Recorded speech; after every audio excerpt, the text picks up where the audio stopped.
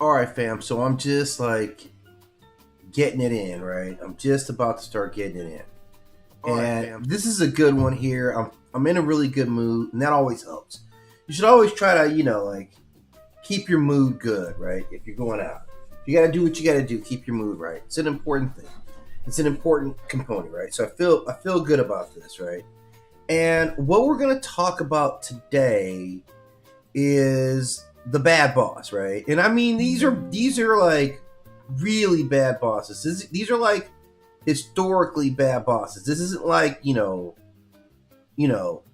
Mary Tyler Moore's boss, right? Ed Asner being your boss. It isn't that. These bosses are particularly insidious, right? For various reasons. But they're important to kind of study because these are like modern day fictional bosses, right? Like, back in the day, the worst guy around was Scrooge, right? Like, really, that's really all we had. That was the worst boss that ever existed in that time, right? Back in the day was Scrooge, right? And Scrooge was bad. I'm not even saying that Scrooge wasn't a bad, boss to work for, right? Like, we saw what was going on with Scrooge, right? But these are the worst bosses of all time. I think are all listed right here, right? The worst bosses in fiction. And it kind of says a lot about us, but also about storytelling now of like how far this goes. Because the scope of this person, like, these guys are never the president, right? This is something that we need to kind of talk, like, as we kind of triangulate who these guys are, right? Like, they're never the president. This is never the president of the United States. This is always like someone else who like is in some position, some government position where they just have got whatever, man. Like, they got whatever. They got it, right? They're like, yeah, I'm definitely gonna just, in the name of protecting everything, I could do whatever. This is what the government is giving me, right? This is what you guys voted for, essentially. So each one of them, man, we see kind of abuse their power in various ways, right? Oh, come on, I'm trying to split my screen here. So I can have this one here, and I can have this one there, and there we go, right? So each one of these bosses is really bad in a particular way, but they all kind of have some common traits, and that's not hard to see. We're talking about, from Invincible, we see Cecil Stedman. From The Boys, we have my main man, Stan Edgar. And from DC's Universe Suicide Squad, we have Amanda Waller. And they all represent this very, very well-defined archetype that exists now, right? These are the people who control the monsters. Literally, in some cases, they control the monsters. And I think in most cases, yeah, they're controlling the monsters here. Like, at least things that look, like, on a lot of levels, things that look like monsters, but also people that look like regular people but are monsters on almost all their rosters. On every single one of their rosters, they're dealing with some really like evil elements that are there.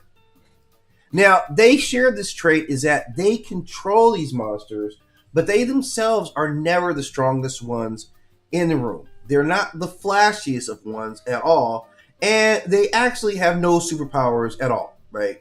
That we're aware of, that nothing that we know of. Like, I know Cecil was like kind of rebuilt, but I don't think he got better. I think he's worse. And he's aged. Like, Cecil, I don't think Cecil even supposed to look that bad, but he does. But Stan Edgar looks good, and Amanda Waller just keeps getting better, right? So these are the guys that have these traits. Like, this is the main trait of these guys here is, well, not the main trait. One of their strongest trait is they are very cold pragmatists. Well, I don't know why I stuttered on that word. They are very pragmatic in the absolute, just raw sense. They will weigh out what their goals are, what their objectives are, versus whatever else is over here. And I'm going to tell you, whatever else is over here, you always lose. You always lose when it comes time to talk about making decisions from any of these three here. These are other things that they dual share in common, right? They will do anything. Cecil will weaponize anyone. He's shown that he will work with anyone across the spectrum. Edgar sees heroes as products and liabilities. That's just how he treats them. Waller just sees people as assets, all for national security. That's her thing. At least we can say she's at least for national security, and I guess Cecil is for national security too, or planetary security. I guess even it seems like it's at that level. So they're always operating in, not just, they're in systems of bureaucracy that come from governments or corporations or intelligence networks or black male type conspiracy. There's always contingency plans. There's always logistics. This is a reminder that the paperwork can beat laser eyes, because they do.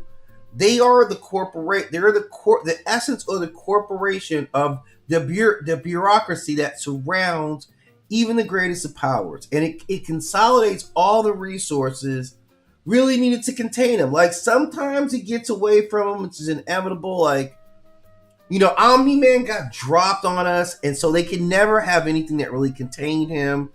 But you notice they're getting closer and closer. Like they let Mark know a couple of times, like, okay, I understand you're not your pops, like you're very powerful, you're quote unquote invincible, but you're not pops. You're not Omni-Man, right? So they had to let him know that their technology is kind of creeping up on them. So like the other component is like there's a moral grayness to these guys, and I don't even know if it's morally gray. I don't even know if morally gray really even like hits it on the head, right? I don't know if it's morally gray. So I'm just going to say that sometimes they do terrible things, or quite often they do terrible things, and they always have a justification for it. I mean, the justification for whatever they want to do is already baked in the cake, right? They already know what they're going to pull out when they have to do something, right? And it just bounces off of them. And we see them like Cecil, he is just a state security apparatus.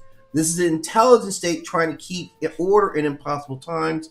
Stan Edgar, this is the ultimate corporate capitalist. Like, I don't know that I've seen a representation of a corporate capitalist more definitive than Stan Edgar. I think that Stan Edgar is an archetype. I think all these characters are a level of archetypes that we're going to see kind of repeated in like modern storytelling. I mean, where they've kind of taken front stage in this world of soups. All of them operate in this world of soups, aliens, and in some of the worlds, and they still manage this. Stan at the corporate level. Amanda Waller, she is this militarized national will. So she's got this is kind of what they spun out of like the Patriot Act. This is kind of when DC kind of started down that route. So we can kind of map that, right, exactly where that comes from.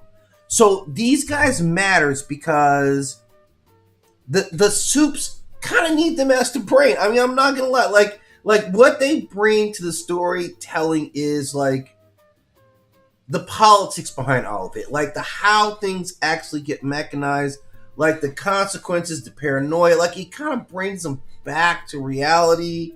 There's, it's just it's real. Like it's real. That the Guardians of Globe have to be manned. So they are all these things while being absolutely terrible people. So the level of do we need them? Yeah. Unfortunately, I kind of feel like we do need them. I guess that would get my vote. But it's the manner in which they go about doing what their jobs are, right? Like these are, and they're very, very powerful. So let's kind of take a look at them from the standpoint of like what they control. Like that's really what their role is, how they control things. Cecil is government administrator. Stan is the CEO of VOD International. Amanda Waller is an intelligence security director in the DC universe. They actually are the ones who have very crucial assets, including soldiers, agents. They have scientists. They have assassins. They have superhumans, and they have political allies. They have infrastructure such as labs, satellites, surveillance system, black sites that they have under their control, media channels, corporate news, all at their disposal. They have exotic assets such as alien technology, experimental weapons, secret files, psychological leverage, and dead man switches. They have the ability to kill on like at their own authority. Their range authority can go like as far as they need, both local, national, global if needed, interplanetary. We're going to assume if something happened, Cecil would have a little bit of interplanetary say. So Cecil can mobilize national defense. Stan Edgar can influence global commerce. And Amanda Waller, she's like a geopolitical bomb, right? She makes geopolitical strikes like at the highest level. The boldest kind of geopolitical, getting into it kind of strikes of all time. They all kind of use these various things of enforcement. Fear, right? You're afraid of them. You're afraid of what they'll do to you. Money, patriotism, secrets, like legal authority, violence, dependency. They will leverage anything they did against you. Political shielding, right? They're all strategizing at the highest level. And this is what's scary about all of them, is that each one of these guys is that they prove that sometimes even strength is overrated, that systems can beat strength and fists, because they often do. Now, I know, like I said, right now, you see from time to time, like right now, a particular soup gets out of control. And this is where they have to recalculate, because Homelander being out of control was never something that they calculated, right? Which they should have, given how they were raising this kid up. Like, this is all them, and it was their scientists who were torturing Homelander. So these guys here, these are the top of it. I'm going to break them down so you can see how it is. Now, I'm going to start off with my main man, like I said, Stan Edgar. And Stan Edgar was the CEO, because he's like, last I checked on him, was he out of jail? Have I seen Stan Edgar since the new one? I'm assuming he's still in custody right now, or he's out of custody, but he's in hiding right now, right? So you're the former CEO and the senior architect at Vought Industry, this multi-million-dollar corporation, managing superheroes, defense contracts, entertainment, pharmaceuticals, and political influence. He is the handler of these unstable gods that they create down at Vought Industry. He is the manager of the celebrity warfare. He is the gatekeeper between superhuman chaos and capitalist order. He's what keeps the engine going.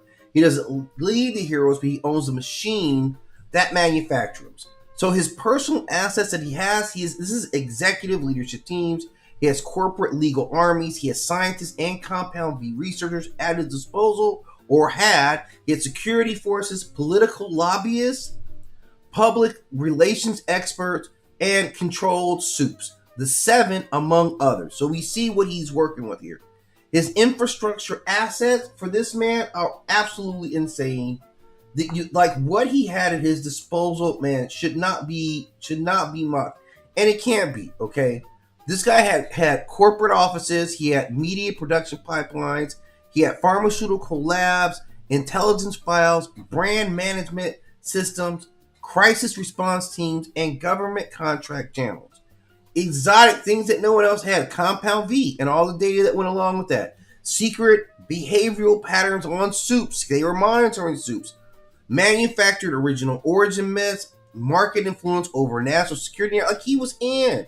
His scope was global. He was touching the entire world. With their consumer markets, with their politics in the U.S., their military, procurement, popular culture, the movies that they were putting out. And then they have the ability to just send soups out really if they need it. So he can shape elections, wars, he can shape public opinion without ever leaving the boardroom. This is true power that he's holding right here. And he went about it. Like he used every tool to compel obedience, including money, contracts, reputational control, career destruction, access to fame, legal pressure, and information. So he was going to leverage everything in his massive grove quivers to get people to do whatever he wants. That's how he operated. This guy was like, when you watch him, and this guy's brilliantly portrayed by, Giancarlo Esposito, an amazing actor, right? And he's just really putting it on display. He is emotionally, absolutely to a T, like, this guy is laser emotionally. He is ruthless pragmatism. He reads weaknesses in people instantly. He uses patience as a weapon. Like he's a very soft-spoken man. Like you never hear him get wild. You never even see him get bothered. It's really unsettling how you do that. He understands branding and fear equally well. He rarely overreacts. He usually appears calm. Like, I don't care who's in the room. Homelander, he is absolutely like on ice all the time. He is in a league of his own. Just in that regard, I think the way that he operates, his main asset, I think, is just this system control that he has. He has great intelligence. His greatest fear is the uncontrollable, but he is a kingmaker executive. He is like the corporate executive. We see him manage through the ranks of coming up to Vought to land where he is. And his signature is that he can really hold all of this together, and did for a long time. It's falling apart now, but man, this is after some decades of them really holding control of all this together. Now, when we look at the roles of the next guy, like, we see a lot of similar crossover here, and that, of course, is Cecil. Now, Cecil, of course, is, from Invincible. This is the handler of Invincible. This is not the strongest person in the room. He is the one who comes in the room after that dude has already destroyed everything. So he is absolute logic, just like pinpoint logic, and he's seen everything. There's nothing you could tell Cecil because, like, yeah, whatever you're talking about, it probably already happened, and yeah, I was here and you weren't. That's how Cecil operates. So he's like a director level government authority over global scale threats. That's what they've given him authority. Superheroes, that's all him. Covert response, like emergency management of anything. He's a custodian of civilization. If there's going to be a threat coming to destroy civilization, he gets that call, man. His phone stays hot because in this world, there's always something going on. So he manages all this. He's got a fully loaded clip. Like, we're talking like intelligence agents, military strike teams at his disposal. He has scientists, he has engineers, he has analysts, he has field operatives, he has diplomatic contacts, he has cooperative heroes and specialists at his disposal. Massive infrastructure of compound centers, surveillance networks, rapid deployment systems, secure facilities, weapons platforms, detention sites, and global communication channels. So this is as high as it gets, man. He has exotic assets like teleportation and advanced response. He has classified data on soups. He has countermeasure programs on everything. He has experimental weapons. He has psychological profiles, so he knows how to break you down. And he's always ready for everything, which is his greatest asset anyway. Now, he commands it all. Domestic emergencies, international incidents, alien threats. This is all Cecil right here. Extinction level scenarios, also Cecil. This is a guy who coordinates across all the agencies. He pulls everybody together, and he does whatever, man, to get his goal accomplished. This is where Cecil really lines up with the others. Whatever I got to do. Here's the keys to complying with him. Here's the keys to what you have to learn if you're gonna roll with Cecil. Okay, I'm gonna do whatever I gotta do. I'm going to move in secrecy. I'm probably going to lie to you. You better respect this chain of command. I do have access to resources. I am crisis legitimacy. Like, I make it all controllable. I am the strategic, strategically, I'm the guy who has all the lenses everywhere. He's difficult because he's politically shielded. He holds so much classified knowledge that they can't ever just let him walk away. That's the whole thing. He knows everything. He's hyper pragmatic. He's a fast adaptive thinker. These are his bonus sides. He can emotionally compartmentalize. He has contingency obsession. He's willing to lose battles to win survival, and he has constant risk assessment. So he assumes disaster is always one step away and operates that way. The moral cost, he does what he's got to do, man. He'll take surveillance. He'll manipulate heroes. He'll lie. He'll withhold information. He has covert operatives. There's nothing he won't do. He's constantly treating people like they're strategic tools. This is how he thinks them. And, if he's absolute, his absolute real power is his steady will. He is ready for whatever is out there. He has some type of contingency. He acts while others debate. So he has a mind that doesn't get frozen. It gets faster during this time. So this is the wartime bureaucrat. He's the guy who runs all the let's get the soldiers over here, let's move these guys over here. That's how he is. And he allows the heroes to save the day, like he does. He moves all the pieces into place so that the heroes ultimately win the day. Now, this last one here, man, now she operates on a whole nother like level, and she be doing whatever she want to do, man. Like Amanda Waller, she's senior intelligence, right? National Security Administrator, oversees covert ops, meta-human containment, black budget, initiative, and high-risk response programs. And she's got a full loaded clip of like assets, intelligence operative, black ops teams, military liaisons. She has scientists, she has political allies, she has prison handlers, she has recruited criminals and metahumans at her disposal, black sites, classified prisons, surveillance grid, intelligence databases. She has weapons stockpiles, she has covert transport systems, and all kinds of like crazy, insane, exotic stuff like kill switch technologies she can implant inside you, psychological coercion systems. She works with judges, man. She'll have your kid, like we saw with Deadshot, like, oh man, your kid was shoplifting. We about to throw that girl up in prison if you don't do what we tell you to do. And that's who she is. So her authority, man, like I feel like I can't believe her authority lets her go this far, but it falls under national security. Again, this is kind of how they addressed the whole the Patriot Act and everything, like how it kind of got some people's eyes out of hand, right? So that's her scope, and she'll do anything, man. She like fear, blackmail, she use political rhetoric, like she's got there's nothing that she will not do. Even killing people, if she kills people just readily.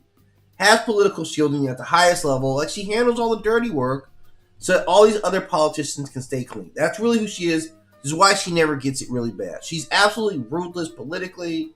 The moral cost to her, man, it's got to be high because she screws people over constantly and doesn't care. If unchecked, who knows what kind of threat she actually represents herself. But she does seem to be very loyal to the nation, loyal to her responsibility here. So my final assessment on all these, out of all of them, man, I really got to say, man, this is a tough one. I got to say the most ice cold one is probably Stan Edgar, but man, I think Cecil's carrying a bigger load. And Amanda Waller, like, yeah, you're appropriate. You're right there. Maybe the most calculating of the three of them, because I haven't seen her make any big mistakes like these two guys have made. But that's it, man. I just want to step in, kind of, break down this bad boss, archetype that I'm seeing develop now. Hope you guys enjoy it. As always, I'll have some more content up on the channel shortly, but hit that like and subscribe and share and do all the things that you guys do. Join a YouTube channel like this. Like, I hope it's been fun. It's always a great time for me.